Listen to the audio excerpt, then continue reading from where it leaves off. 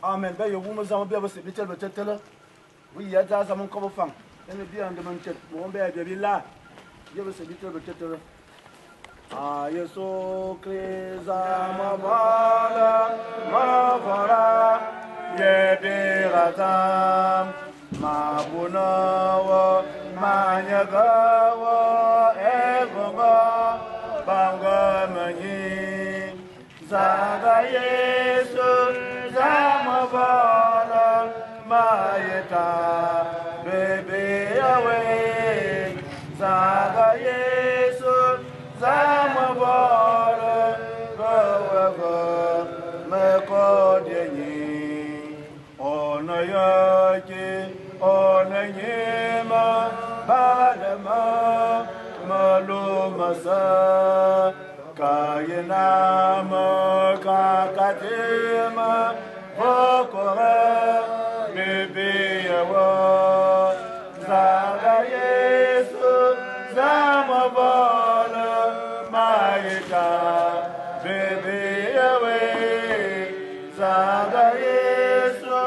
zamavara, kaweva, mekodyahi, Gurgayama, malumasa, mayenye, zamesinye, korete, okazunoma, ata Baba, Yawa Membeza, Zaga Yesu, Zamabale, Maika, Baby Yahweh, Zaga Yesu, Zamabale,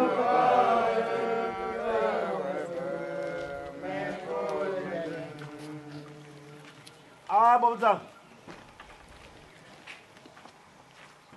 Zama avala ebanya mazawa esawa mbamaza pole inya yolo ya ba mosondo pole bi ki mo la suno vanzale ngongo ezu to yende bo reserve ki obi ba sansama mbaba fa ya wo munyu yenyi ya no meto bika mama bunma boko no bakita basa biya sisi bako na mabine zama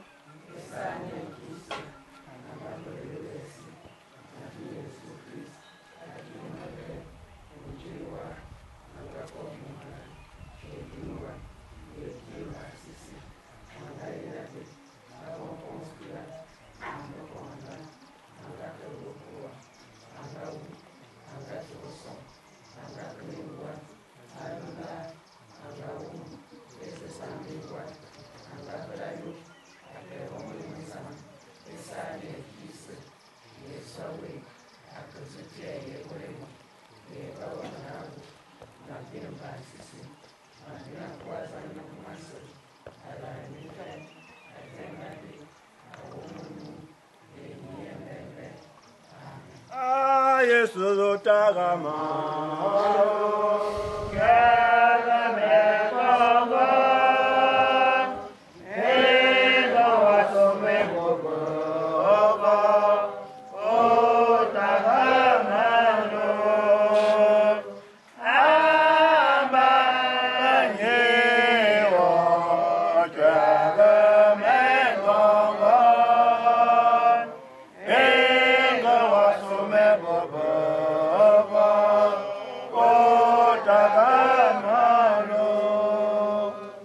Bito.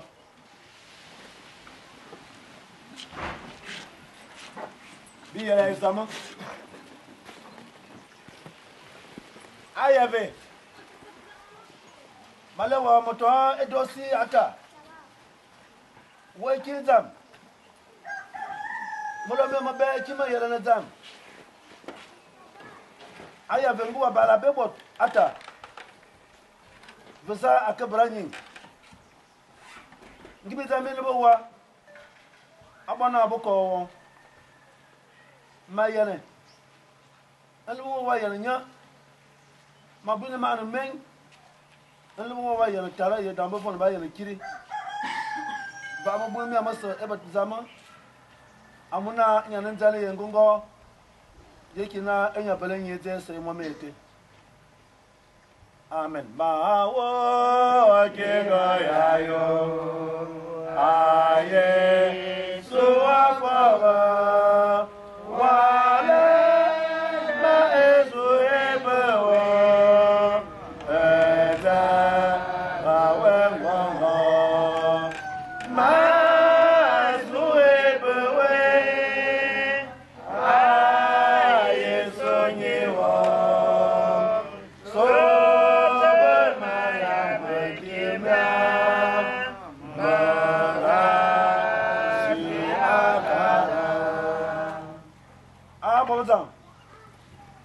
Masim le member of Family Gamina Boom. It's a member of a Tennyson. It's a for any mina.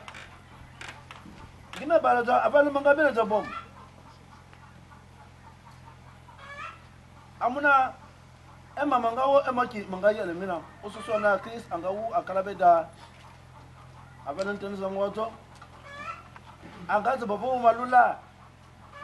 Until Valentine's and water beer. Gabo pun bebi le Christmas o venyeti e ke be le dai ne gongo ya dan bo bos ga se ki na le Christ anga wo fo ana mo sami wan mi ko wo abo abu enga so akal mo te yamba Adam nalki awu mo enga so akal mo Mumbati le Christ. Ntia bobo seba u akala dam. Nala ki bobo seba kabra ani akala Christ. Nous avons montré le temps qu'on est à Bel. Avant d'avoir des codia for Bel. Nous avons été à Enyum. Nous avons été à Yuma. Nous avons été à nous avons été à Yangu. Nous avons été à Son. Nous avons été à System. Nous avons été à Bel. Et que pour nous, on a un Brabel. Il y a un gagnant et que tu veux dire que le bravo et on a deux hommes de Bacala retiré et tu as doté un homme Jésus Christ et un daou et vous m'avez été bien à mon âme et un gars bien vous dans à Calais Jésus Christ en Dieu Amen. Voilà, on a le cabam abondi qui est à deux hommes et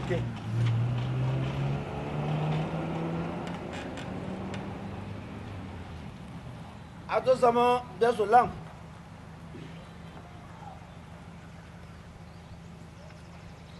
D'ailleurs, bien sûr, on fait là.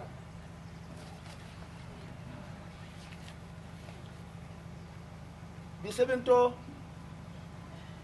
et tout nous sous. À quoi les fous à que tu es du monde.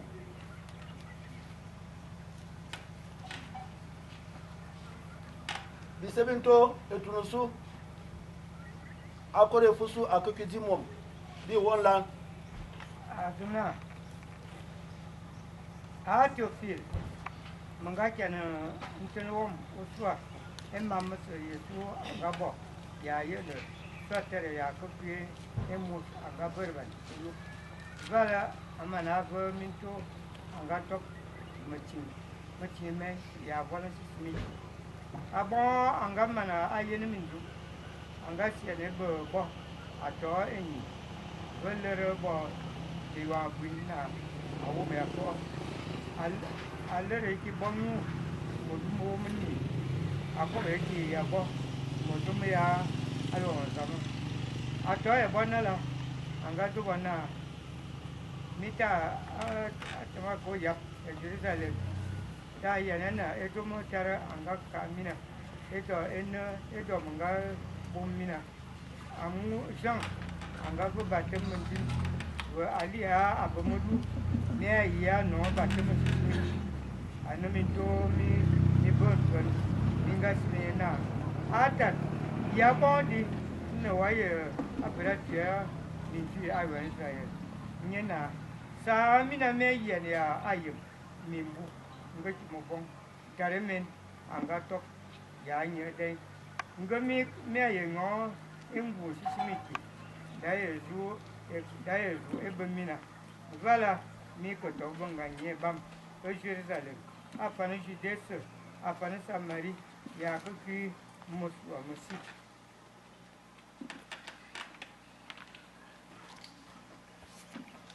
da sama encore fana bien de ma women et il y a favo et fusu et tam made encore yo zakazu valma et samo weme wa volma wa fawaka yama wonga boyo yesi amabaga boza bakabam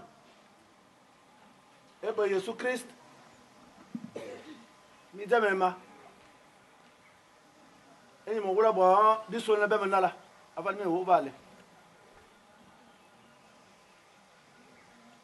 ma yakobo eso na di mi ko mi bay mi wa akalma biki boza beno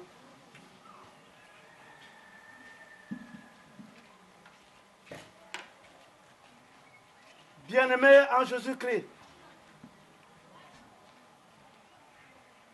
peuple de Dieu, frères et sœurs, le livre des Actes des Apôtres que nous venons de lire, quelques extraits, dans l'ensemble relate l'histoire d'une église qui témoigne.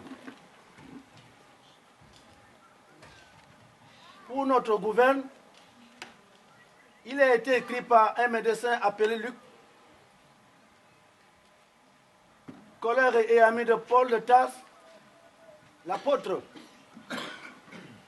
Ce livre aurait pu avoir pour titre les actes du Saint-Esprit, car il rapporte ce qui s'est passé après la descente du Saint-Esprit sur les apôtres à la Pentecôte. Luc est le seul auteur non juif du Nouveau Testament. Il a écrit ce livre comme suite à son premier ouvrage, qui porte son nom au 1er siècle, vers les années 60.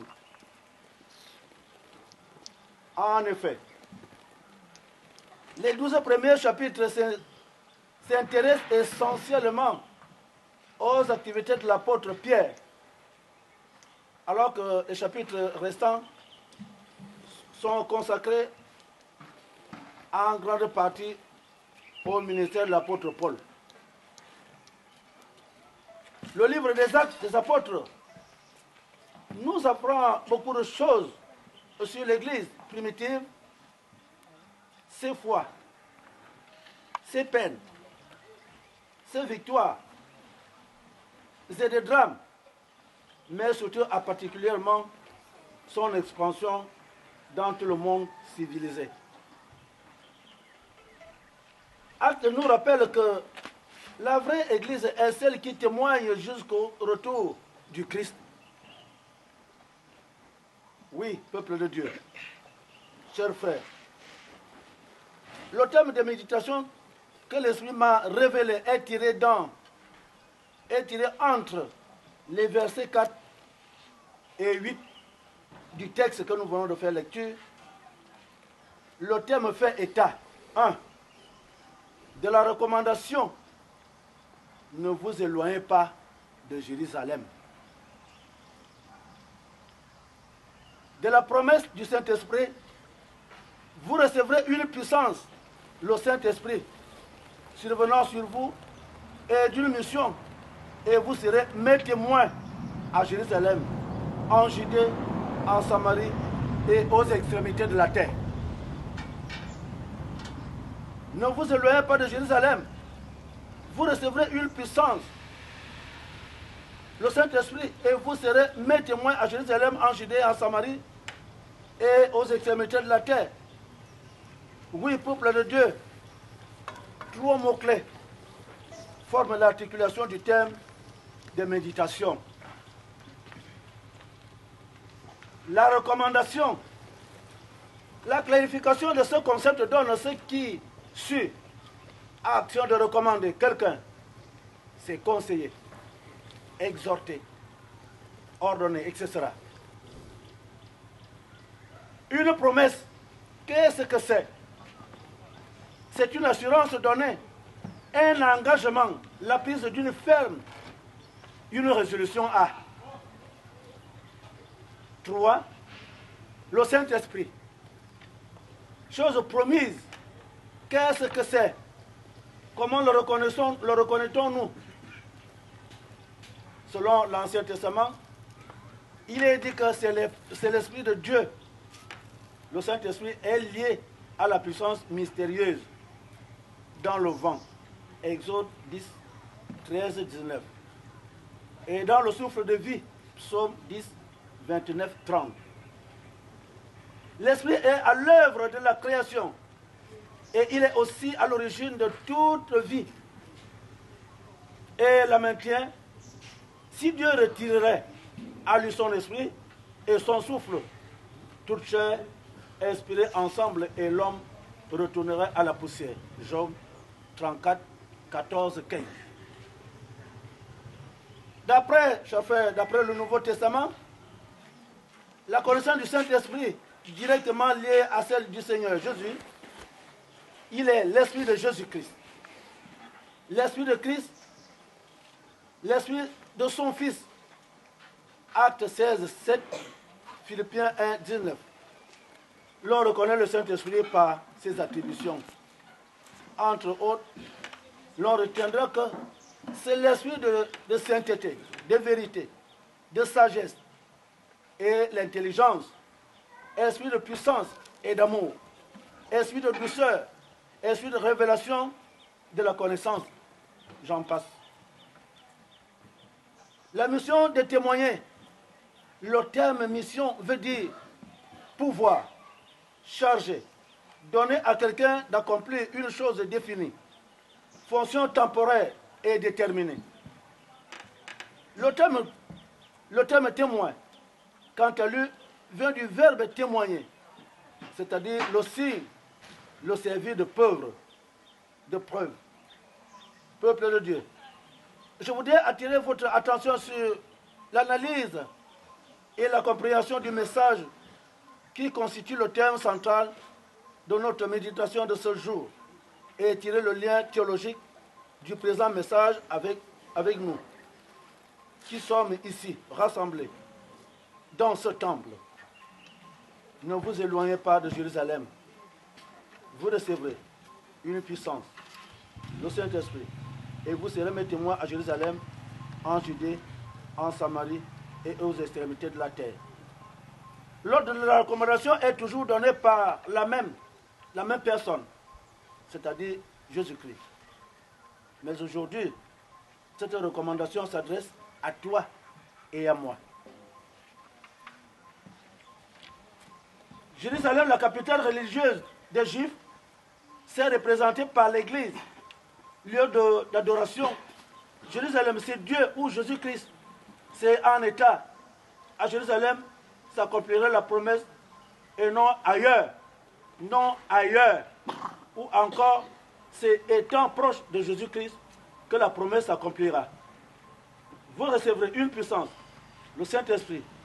Et cette puissance est toujours la même, hier, aujourd'hui et pour toujours. Vous serez mes témoins. Vous serez mes témoins. Vous serez mes témoins. Et cette mission de témoigner dans les lieux précis est tout plein de sens. Précis est tout plein de sens. D'abord, Jérusalem, c'est-à-dire votre Église. C'est-à-dire Jésus-Christ ou votre Dieu. La Samarie, Judée et extrémité représentent des autres lieux difficiles pour le monde. En conclusion, chers frères, et en d'autres thèmes, nous retournerons ici. Ne nous éloignons pas de Jésus-Christ. Auprès de lui, nous recevrons une puissance, c'est-à-dire le Saint-Esprit.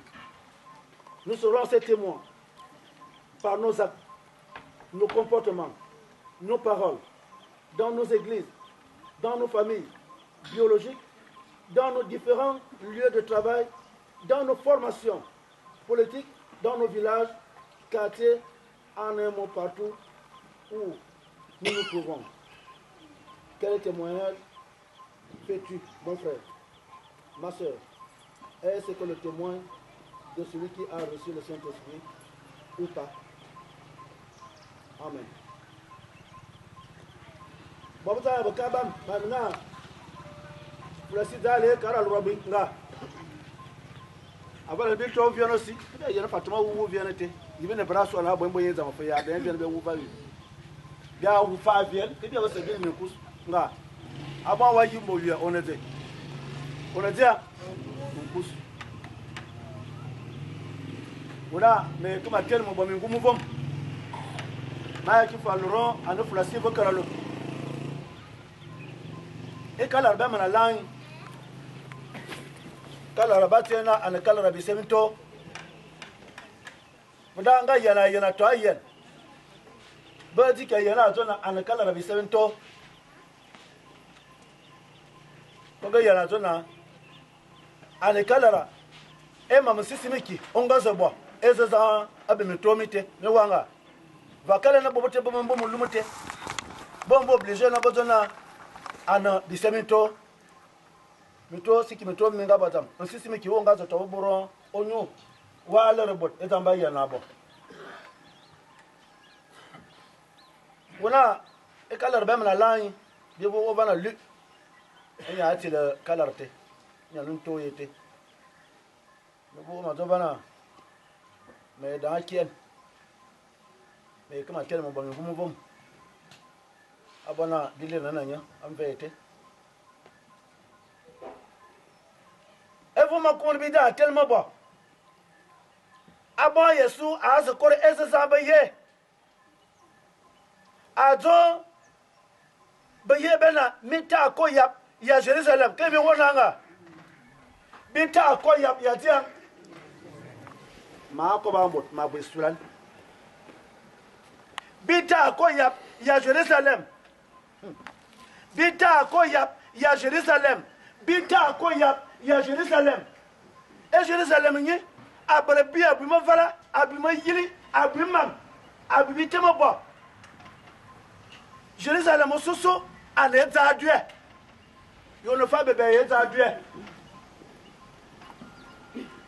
abo ke bi say nimbu mi terebu wazo kweta agaba loro fo on va bondi abina va da tra barasa kwi mu bakarawu senai yebiyan nyanana abina va emu bakarana awinto ya botana bi yo abi so bi o to ave wa bati bo yo yiwa bo no mo yo anu muzi o kama yiro kan bo me mane suran o ta me ma amu ma bo be suran makareza mo nsisi mo do mo bo ni wanga ma tambo nga vinu mo nga ko mo burabe malele rezen be ya na ak e Jerusalem ni ane tada bi to ya do e Jerusalem ni ane famille wie yo ne fa bebe ye famille wie wali famille wia o ya e Jerusalem nye anende zamu jonga bele mi yebe me jeri bu mo ko mo mana bu ma mo wu yime wa nya nara wo ba ka yebe da de wa men mo ko ma e Jerusalem nye anende zamu jue binga so kwa o bible protestant bible catholique bien su mi yebe mi su ko ba do fina ba musulman ba mo wusa nga ana ya body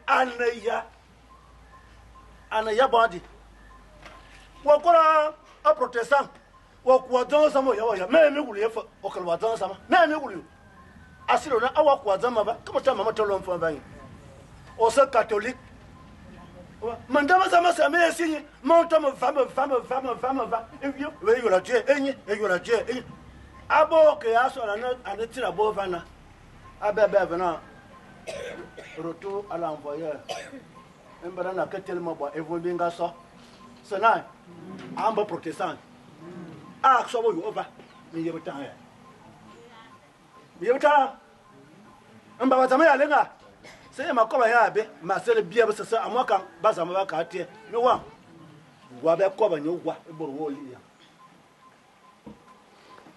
mita ko ya Jerusalem mita ko ya zama wako ya zama atona me zama to gumbo wako ya zama ya aba Yesu atodo Yesu adana ko amua yemna angama na bwese sese boye ete Yesu anga ko mo ko boye boto anga sebo boye boto anga ni boye boto anga mo abara mo laza ko boye boto amis aba Yesu aza ko ezeza boye avant bon montam il faut avoir une recommandation avant ja fa ni mbora bo van aba korea aba de da bi sen kala yimo do ma bi se abula na dina doni ana to ba kiri ezade didi kamera be bi bo bo to so ba e ba vo ya na ba man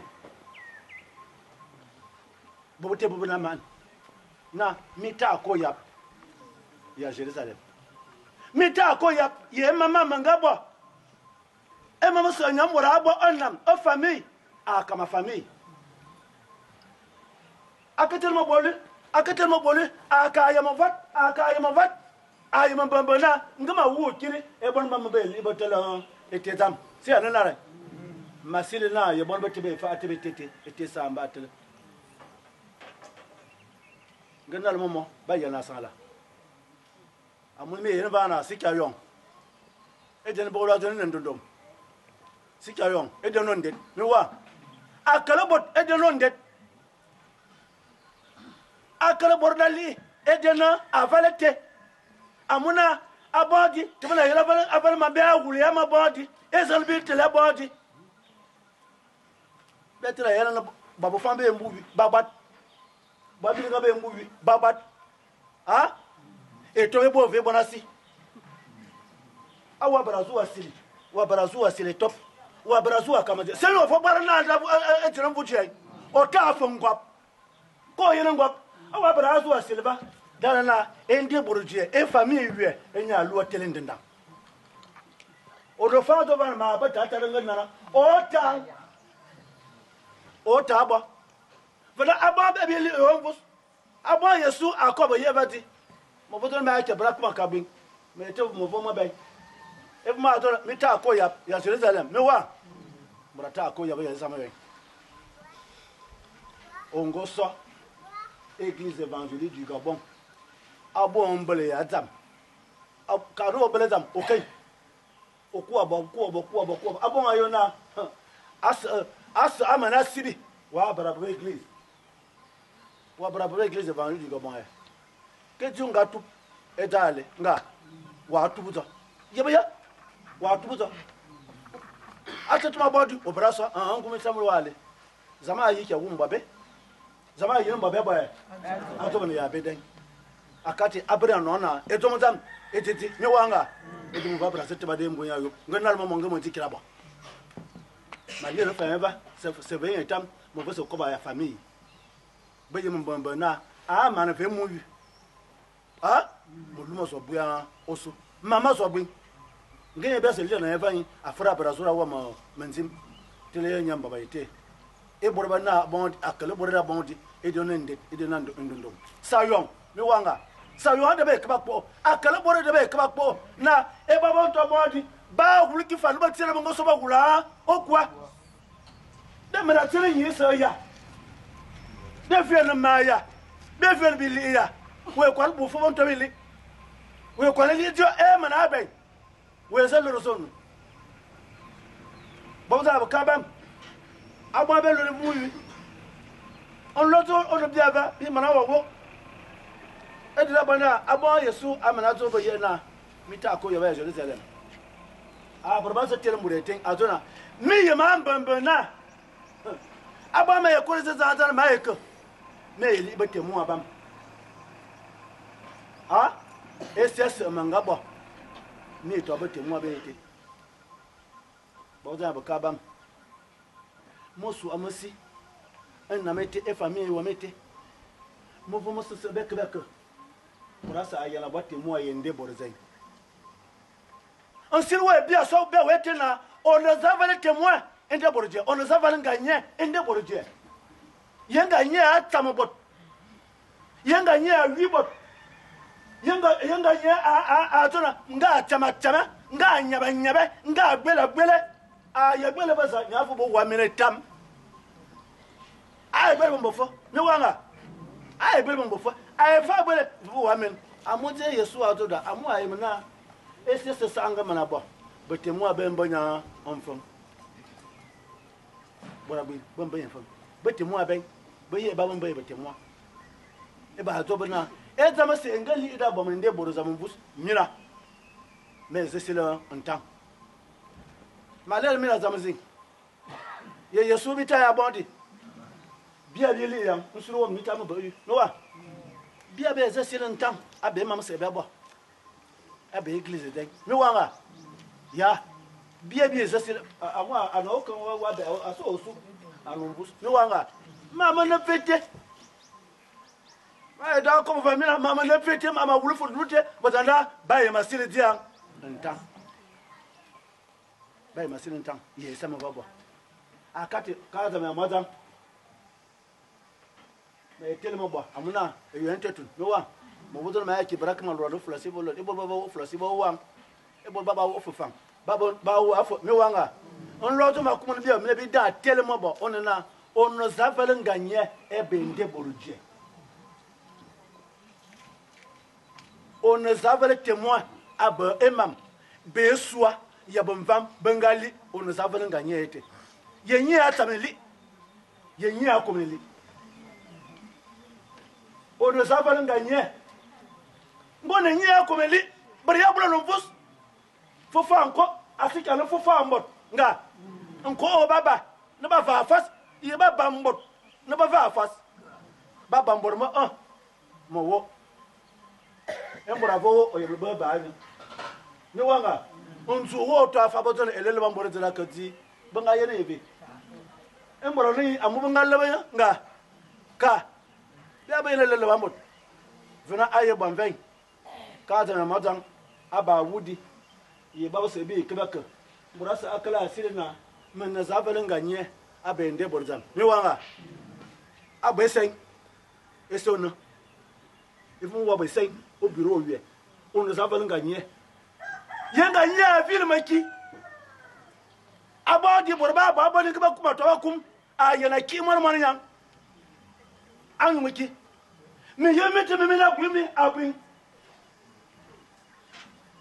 Ngo kuma bolon bor ava mona kambo ka fa muluma bai. Atuptu me na so buran kongus. Eke. An konvu wa sove. Nda so ya na emama me man bolo emama body. Balo emama body na abmaboku. Ni wanga aba makuma ka wubo yo maze biata ni wanga yana biya tolo aka kaba yo baraka ka kiba di favon confus ngonye motu atete oto o ya tolo si mosi avale fele ti aven ye motu no buava motu ayen motu no buava o na abe afa ade abe ni wa mbotaki bomimbume kole amote nyabate sila nyana yana mate happy mo biaso mo biatara bato mo pradina ko matan ko balwa mena salo ni wanga kole mimbi mete e mimina bimi amote amul be kedan e yami ko amul be krebnye e yaba famille dine ya famille ayo wakanye ya ndese mko so protestant waka orozo kruwa onete ko kanyi ya ndafa ya famille ye be ko min mam min ta na so mama wuli babal maki amaba bebe bale mava ani ya be min ta na ba bo so ba ye ma hata bo wo to mo ni ongbe anu eti mara mo ni ana eti se bi na body ye be ya no na na onu da ba body wa ka aja afana ya le fere nyara wudire man zo ma so to ma amba manaso ni wana mana paso na ni aiya na ma baba Yesu aduna ni le banganya ni na ne zeti abo musu amesi muvu musese mi ekimaka ni wanga muvu musese mi ekimaka ni le banganya ndi be gozo bana wamen tabako wasire ne mutewiya na zabalan ganya manna ende borza zabalan ganya manna ebu masai zabalan ganya manna ezeza ngaya no ezeza amone yenye ni wanga zaman na odume yuma amen.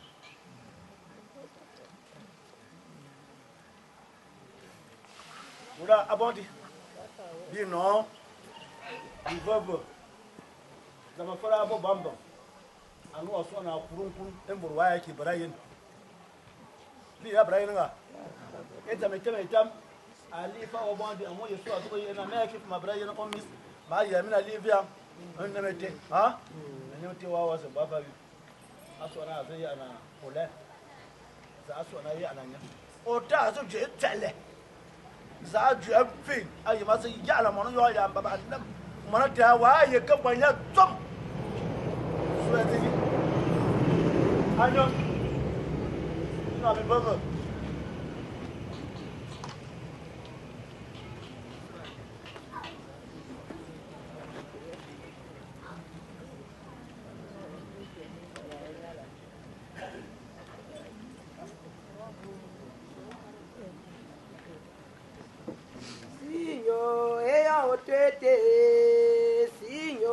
no bunizame amuna sinyo enjiko bojo amba mone kange zambe sinyo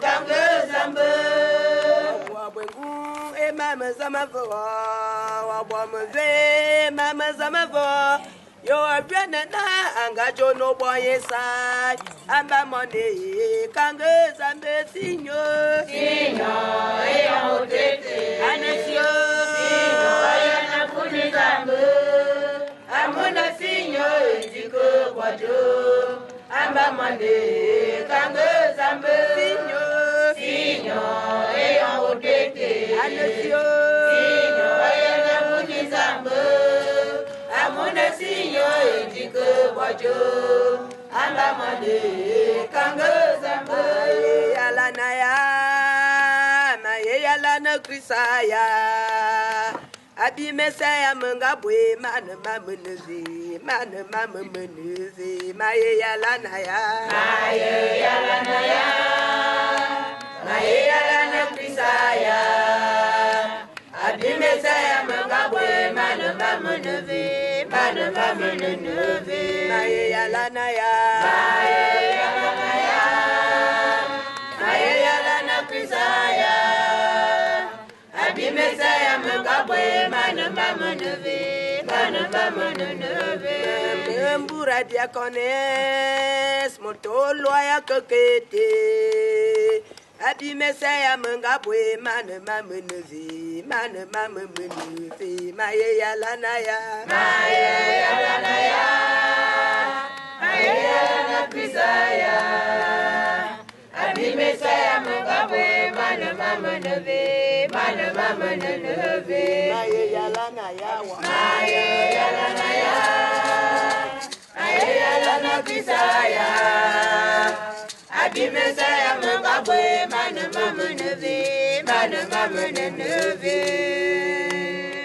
mbembura chrétien mo bobi saya kokete Abi mesaya mengabwe mana maye yalana ya krisaya Abi mesaya mengabwe mana maye yalana ya krisaya Abi mesaya mengabwe mana Semengazu bosi emane ya beye bamu awala makobe zambe ekpane ya makoko miamba bito biabe miabe tabu bunane zambe mi buni foma ise jamais mane ya semengazu bosi emane ya beye bamu awala makobe zambe ekpane ya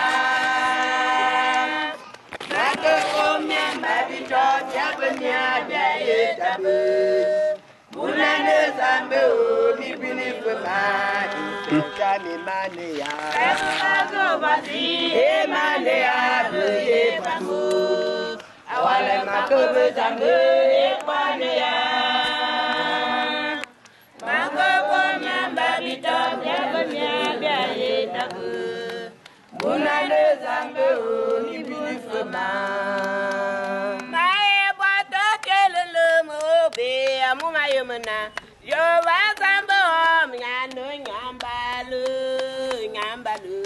Dada uluma Zangoma nyuguma Aebimu wangu Mosa uda zuwema Akamanuma Gombo singo bambuto Yo wazambo mnyano nyambalu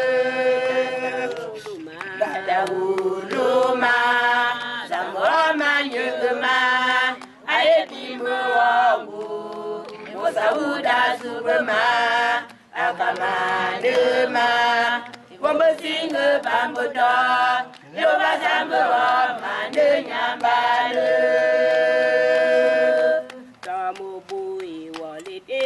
Akamyama balema Kamuku asongeti balema Maebo techelele moyo amuma yemana Yo bazambo mande nya dauluma zabuama nyuma ayedima wangu Mosauda zubama akamanuma Wabasinga bamboto Yokajango mane nyambale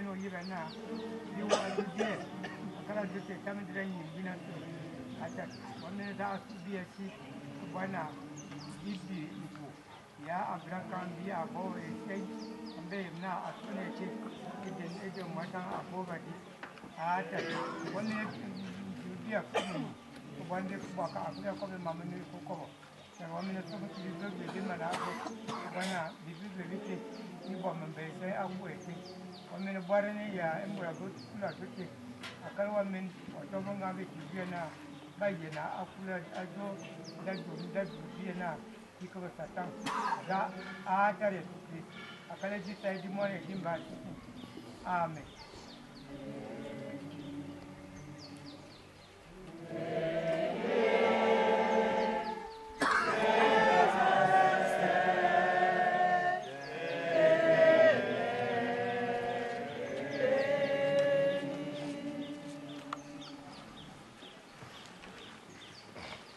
Biabas Rebecca Vambrasa a cancellé autant un bon croix.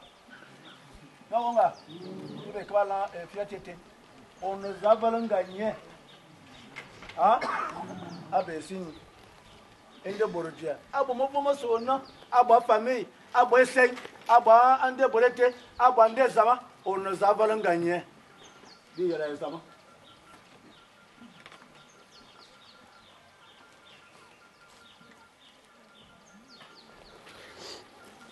Darusama, je wa Yesu Christ nko mama se nkine san abo se ata duma ye gwa bo gba bo wa amu ne wolo ne kan etuto mama temo se mane mie ata one zamana mbra no yabo yo enya na tiri ya yaswa enya nga ko mama sa abeliki mo ata one nyanga ko si ya yo ya mang ye mama se mane te ono anki mwana mboro telenje ya bibiti se ata biaba biabo gba mama be biabo simbo biabo gubo biamo simo se mana abe esinyi ata bitela sungo jiava aloro biabo ben nibi na be anota edbeler wona ata ota bia litam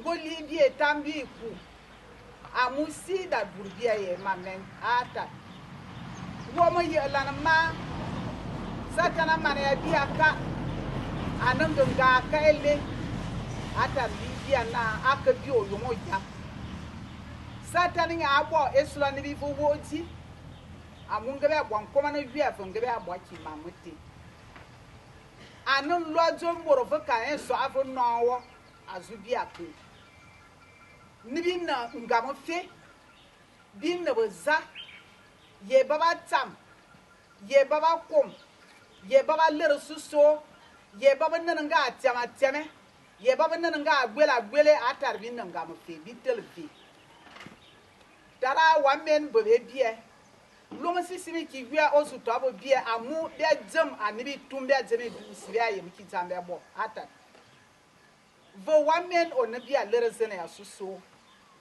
wa lera fojo vonlo yami nam ni na bia le tara wamen ono an lombore famille e yufo boy say bo se bata na abojo ata za aye boy yen mo so ndo apolen yebo ya yebwan yebnden didra ye boy yen ata vo wamen wa yem ejende tebete we bia za lero amu bo amara bia yem ki fe vombi na ko bia yem ki fe zambi na bo bia yem ki fe zambi na jumunu ata bi berfa ke bo zamfu ko wo kom bi belkim komon fe nyana vo wa komo wamen komende borni embora na tebete na ateba ne mbore mena akanyi ateba no ndo ba men angali za den ata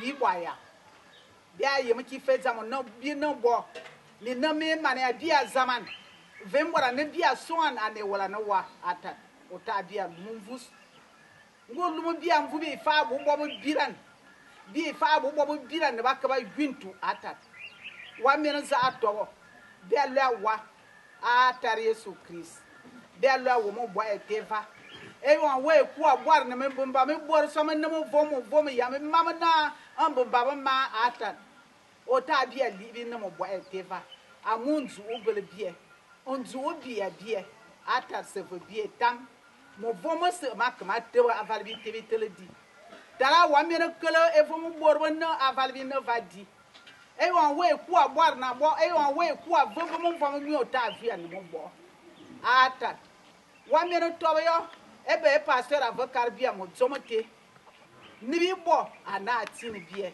ana vo kwa ba bia pastor e tenya ayem fo na nya na fo mbo ana bia avale me na vozo no akọ cha bia tam akọ fo ye me ata dumai bo abo wa amu ne wolo ata biber fa ke bo zamfu wo bele mo zome nyi wo bele mo zome ya mbembe wo nga ko si ya yo ata no bia ne bi no ngo li bia bi ku jame bia me ko na mbia akalte de be sili amu Chris embora nga li bia ko ba ya zamna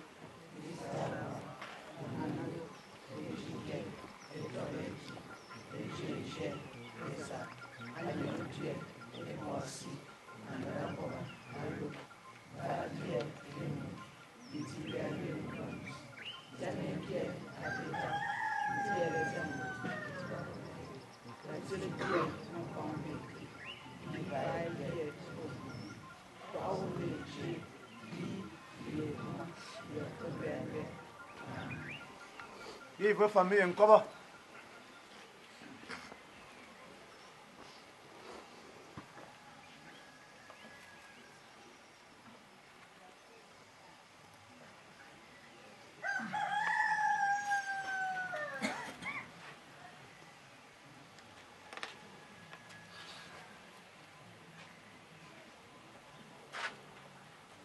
Bi wo abondi endan. Ndana musondo apolin. Musondo apolin anambara ngona semana yombu. Umbu toyini mtire bu mu matan tangu mbo. Mo boy fa. Mo boy sandon. Amba emono ondaba Simon. Ya mun game jo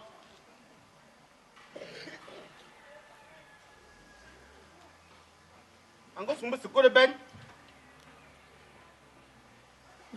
alu me fa ya mo yo tie ana anga non diplôme soit balé na certificat d'études primaires mingo mingo da buñ ana anga bra non diplôme mbo diplôme biseng balé na diplôme d'agent commercial yo non diplôme te ananga sumbiseng asa un balbala na gaboma asa un balbala no umbolo akot asa okume palace api yom un balbala na magamot abradwan boyo akose Orlando iyo mnaka service bite nimbal ya ana ango toba alambare ne na aseye men ananga wiye mbana bola na Grand Lac on bu toy ni tere bu mu me bu ami bu nyi atowe edo azukore wen eyon accident Dasia abi. That's quite a number in it. Abra na boyo akoto boyo. Abra semen. Ya ka vie au restaurant. Et on a quoi bien badi. Ali bon. Ah oui mais bella. Comme bu bongona banyin benden mo ben yamba biningawala avokwan tamimbu zangba asin yokwan akote biete ngonu utu etomudu zangba umbuto ni ben awom tomi gumtan iyo akore bi zan tebadi akoro abonami mbu mo musman ya minyin de alwe sandon alwe fa bon benden beya badun de nya aduna akumbe siki ebonyo ububus ezuma ayevolo baye tin se den osu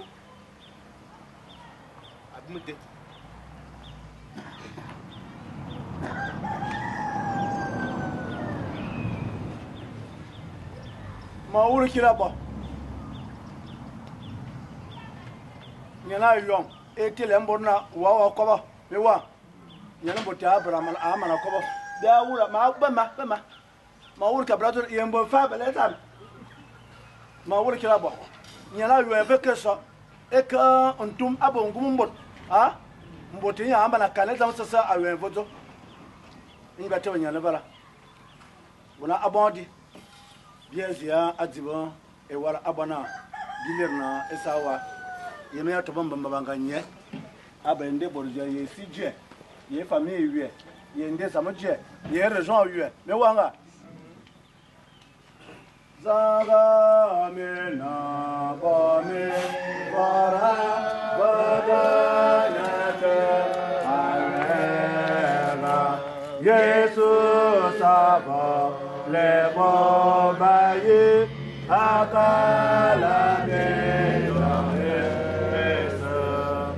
Jesus aba le bobaye barega enotama ewumazu ebawe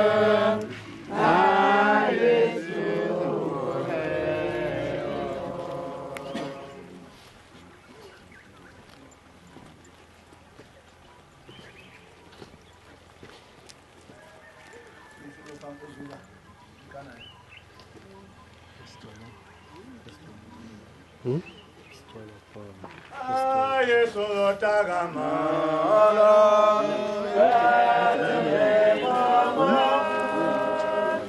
ega wasome baba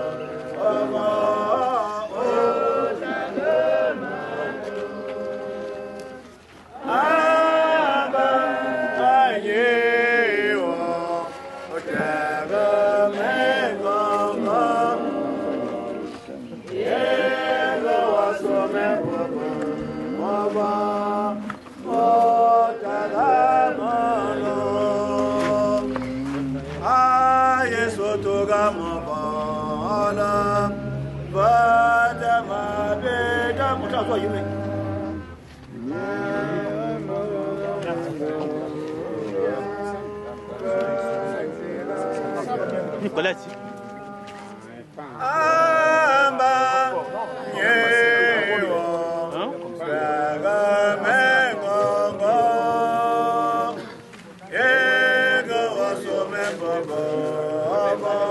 Doucement.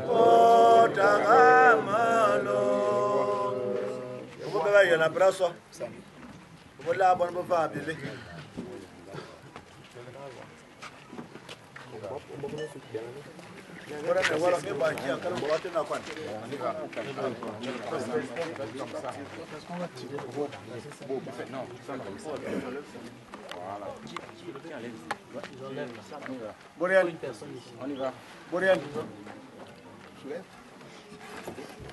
Attention à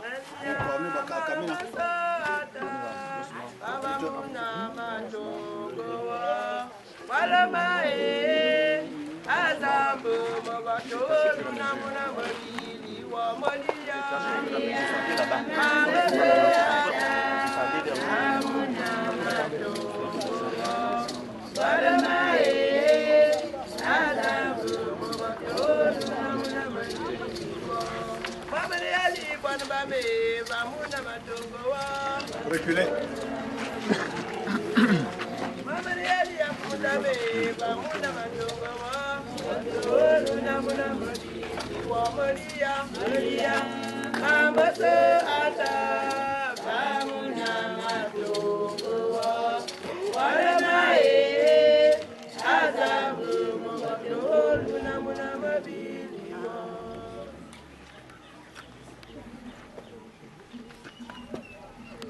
Abon be pour le moto et de nga somoto et tibe yim mo bun ma be yin bembe Yesu Christ atona embora bun ma akanyin fa bora woyan mona wo me yin o ta ambara bunema bi yele sama unti wa Yesu Christ abo mo bun ma fo anya je ki voka bi o yap Abo mo koma bino ka ima wo ma bebie. Esa wo no lo. Vole bie. Onchi wa Yesu Christ. Wo ona ngumi tete. On va ba yelmin zo. Aso bu be ba zo somo ba ma sa. Wa ona ndinda za dibete. Enyi borba mana yawu. Za bia twemve. Enfom je etare bia mo bun. Za so bia asi ebamuluma susu. Anchi wa Yesu Christ. Tawa ye bie. Amen. Makawola ya mabun Vasiudamba maga Yesu Makada ya volanja Maloma sama yenyeza Mabulma Bako bako moyo la mito Bogara madominado Bombi bamu Nani kono Mama paso Mama peso zama Mbasati ambo Aye kabula nasyo Nemete Damandaro ni Na oye mana Onesi Onamate Mbasati ambo Aye kabula nasyo Nemete Damandaro ni Na oye mana Onesi Onamate Wabo vivo Wamo ya wa ya na yengu Ewa o Bombi bamu Nani kano Mama bako Mama bezo zama Mbasati ambo Aye kabula nasyo Nemete Damandaro ni Na oye mana Onesi Onamate Mbasati ambo Aye kabula nasyo Nemete Damandaro ni Na oye mana Onesi Onamate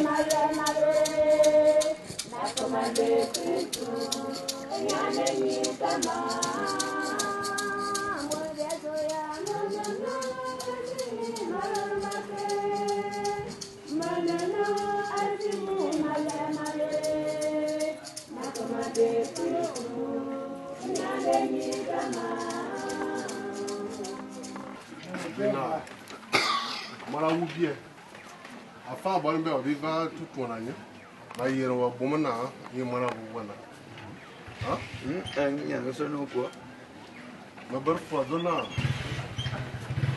na so fa dakira ma me kuma ba wasu amma yin ko waye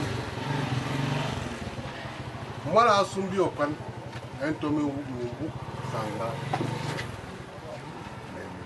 kayimo okan akaba sen asa ba sho do min tan ni mana manyo basima na ayara bo kon biya bo fam ya wa bibi o bin to nyambo amu aval mo no ma avu va mo yo so protect ayi basima na konte wa edo e fam no abo no mara mba kon biya mara bo biya dal na amba kokon mana brado na abuma aya na zama boy don fleswa dara libere muyo maso na yena ay ngumwan nga kami us akaf mayim amiti fayima da mana mba zama kiba bayan yin su wadda na wato na yidika wani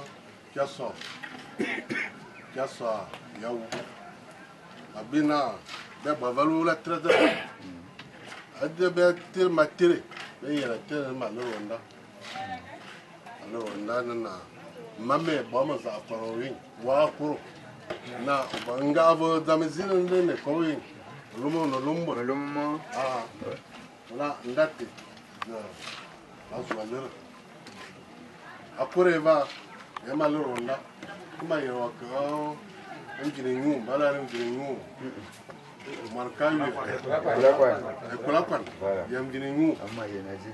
bala ekulapan Na ukili. ya fa na ko fasi so ekulapan ya engineering akure va da bi ko akwindam ha bebe wulna da ni koro bi ne fema ko mira alerinda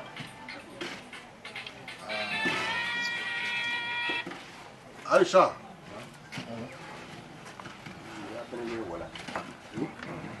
Anonyana masa. ya masa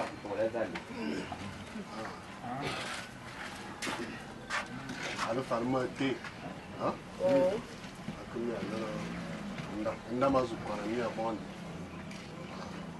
apa